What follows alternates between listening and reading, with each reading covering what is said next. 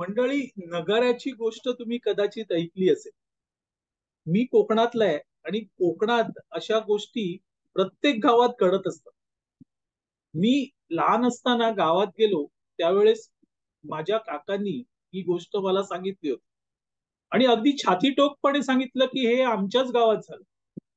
तर ती गोष्ट अशी आहे मित्रांनो, की एक गाव असतो आणि त्या गावामध्ये संध्याकाळच्या सुमारास जंगलातून चित्रविचित्र आवाज येत असतात. सुरुवातीला हे आवाज येतात त्यावेळेस गावकरी घाबरतात. अरे, जंगलात कोण आलेलं आहे? हळूहळू गावकरी त्या आवाजाचा वेध घेत तिथे जाऊ इच्छितात. कोणतरी एक व्यक्ती धाडस करतं, पण तिथपर्यंत पोचत नाही. मात्र परत आल्यावर तिथे एक मोठा राक्षस आहे आणि तो असे आवाज काढतो वगैरे सांगू लागला. मग दुसऱ्या दिवशी अजून दोघं तिघं जातात धीर करून बघायला. तर परत आल्यावर सांगतात, नाही, तिथे एक मोठा प्राणी आलेला आहे. असं होत होत महिनाभर त्याची चर्चा होती. रोज संध्याकाळी गावकरी देवळात गोळा होतात आणि तो आवाज कोण करतो असा प्रश्न करू लागतात. एक प्रकारची सर्कसच त्या देवळात भरते. अबालवृद्ध स्त्रिया, मुली सगळ्या तिथे येतात. 4-5 मिनिटं चर्चा करतात, गोंधळ घालतात आणि मग अर्धा एक तासाने शांतपणे घरी निघून जातात. ही सर्कस असते. ती नित्य नियमाने होत असते. एक दिवशी त्या गावात एक शिकारी येतो आणि त्याच्या कानी हे आवाज पडतात. तो धीर करतो आणि त्या आवाजाच्या दिशेने जंगलात जातो. जंगलात गेल्यावर त्याला दिसतं की एक फुटलेला ढोल तिथे आहे आणि त्याच्यावर वेली आपटून आवाज येतोय. तो गावकऱ्यांना बोलावतो आणि खरी परिस्थिती दाखवतो आणि मग ती जी सर्कस असते ती संपते. मित्रांनो, 16 आमदारांच्या अपात्रतेबाबत मीडियाने असाच डोल वाजवायला सुरुवात केली आणि त्यावरून एक नवीन सर्कस सुरू झाली. नमस्कार, मी आबा माळकर. आपण पाहतात लक्षवेध 2020. मंडळी, 16 आमदारांच्या अपात्रतेबाबत आज विधानसभा अध्यक्षांच्या पुढे सुनावणी सुरू झाली. या सुनावणी दरम्यान ठाकरे गटाची बाजू ऍडव्होकेट असीम सरोदे मांडतायत, तर शिंदे गटाची बाजू हे ऍडव्होकेट अनिल सिंग मांडतायत. ही सुनावणी आजपासून सुरू झाली, पण ठाकरे गटाची कागदपत्र आमच्याकडे नाहीयेत, तशीच आमची कागदपत्र ठाकरे गटाकडे नाहीयेत. त्यामुळे ही कागदपत्र एक्सचेंज करण्यासाठी आम्हाला एक आठवड्याची मुदत द्या, अशी मागणी सुरुवातीला शिंदे गटाकडून करण्यात आली. त्यानंतर पुन्हा एकदा ती मागणी अशी झाली की 2 आठवड्यांची मुदत द्या. सुरुवातीला 1 आठवड्यांची मुदत मागितली गेली असं सांगितलं जात होतं, पण तेवढी मुदत पुरेशी नाही, कारण पुढल्या आठवड्यात गणेशोत्सव आहे. त्यामुळे 2 आठवड्यांची मुदत द्या अशी मागणी शिंदे गटाने केली आणि त्याप्रमाणे विधानसभा अध्यक्षांनी शिंदे गटाला 2 आठवड्यांची मुदत दिलेली आणि त्यामुळे 2 आठवड्यानंतर ही सुनावणी सुरू होणार आहे. मंडळी, आजपासून सुनावणी सुरू झाली, त्यामुळे लगेचच याचा निकाल विधानसभा अध्यक्ष देतील असं नाहीये. पण मीडियाची मात्र आज सकाळपासून काय, कालपासूनच सर्कस सुरू झाली. मीडिया वारंवार सांगते की अशा प्रकारे सुनावणी होणार आहे आणि आता विधानसभा अध्यक्ष त्वरित त्याचा निर्णय देणार.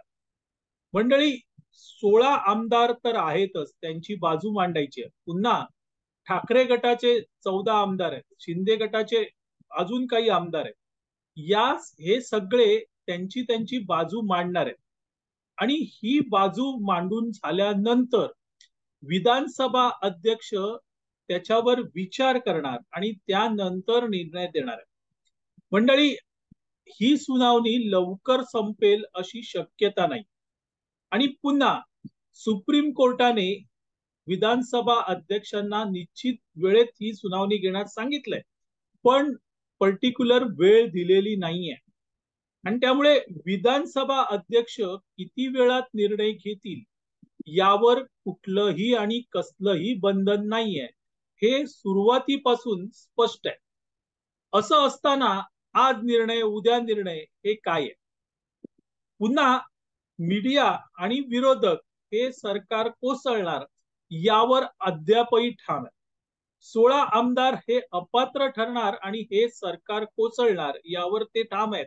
आणि त्यामुळे त्यांना अशी स्वप्न पडतायत की हे सरकार कोसळलं आणि मुख्यमंत्रीपदी जे एकनाथ शिंदे आहेत तेही अपात्र ठरले आणि त्यामुळे त्यांनाही मुख्यमंत्रीपद सोडावं लागलं. इतकं सोपं हे नाहीये मित्रांनो. आता विधानसभा अध्यक्ष सुनावणी घेत आहे. ही सुनावणी कमीत कमी 2-1 महिने तरी चालेल असा माझा अंदाज आहे. आणि त्यानंतर विधानसभा अध्यक्ष निकाल देत आणि हा निकाल 16 आमदारांच्या बाजूने नसेल कशावर?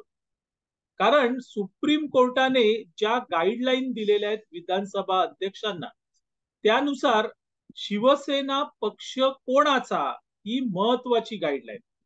आणि अगदी सुरुवातीलाच विधानसभा अध्यक्ष राहुल नार्वेकर यांनी ते सांगितलं होतं की मला पहिल्यांदा जे तपासायचं आहे की शिवसेना हा पक्ष कोणाचा आहे आणि त्यानंतर मी इतर गोष्टी तपासणार आहे.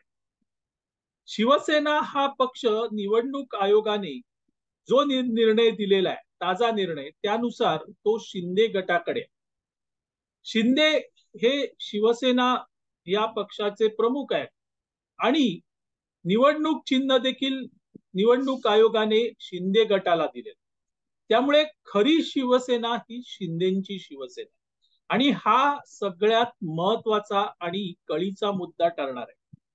या सुनावणीनंतर विधानसभा अध्यक्ष पुन्हा कागदपत्र तपासतील आणि त्यासाठी किती वेळ लागेल हे विधानसभा अध्यक्ष सांगू शकत नाहीत. कारण त्यांनी पहिल्याच दिवशी स्पष्ट केलं होतं की सुप्रीम कोर्टाला निर्णय द्यायला 1.5 ते 1.25 वर्ष लागला. मग मला निर्णय द्यायला योग्य तो वेळ हवा. पण उबाटाकडून मात्र सातत्याने आता निर्णय घ्या, आता निर्णय घ्या असा घोषा लावण्यात येतो. अर्थात कायदे आणि नियम यानुसार विधानसभा अध्यक्ष चालतात आणि सुप्रीम कोर्टही त्यात हस्तक्षेप करू शकत नाही हे आता उघड झालेलं आहे. कारण निकाल देताना सुप्रीम कोर्टाने ते स्पष्ट केलं होतं की आमदारांची पात्र अपात्रता ठरवण्याचे अधिकार हे सगळेच्या सगळे विधानसभा अध्यक्षांना आणि त्यामुळे आम्ही त्यात ढवळाढवळ करू शकत नाही, करत नाही हे त्यांनी पहिल्या निकाल देतानाच सांगितलं. अशा वेळेस ते अधिकार विधानसभा अध्यक्ष राहुल नार्वेकर यांच्याकडे आलेले असल्यामुळे राहुल नार्वेकर योग्य वेळी तो निर्णय देणार आणि ती वेळ कोणती हे कोणीही सांगू शकत नाही. पण तरीही आज निर्णय उद्या निर्णय मित्रांनो काहीही होणार नाहीये हे पहिलं लक्षात घ्या.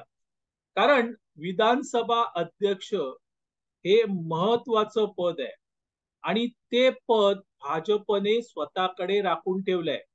मुख्यमंत्री पद जरी त्यांनी दिलं असलं तरी विधानसभा अध्यक्ष हे महत्वाचं पद त्यांच्याकडे. विधानसभा अध्यक्ष काय काय करू शकतात हे अन्य राज्यात आपण बघितलेलं आहे मित्रांनो. कर्नाटकामध्ये आमदारांनी राजीनामा दिला होता तर तो राजीनामा स्वीकारायचा की नाही हे ठरवायला तिथे 1 महिना लावला विधानसभा अध्यक्षांनी. तर इकडे काय मंडळी, अधिकार विधानसभा अध्यक्षांकडे आहेत आणि त्यामुळे त्या अधिकार कक्षेत योग्य वेळी ते निर्णय घेतील.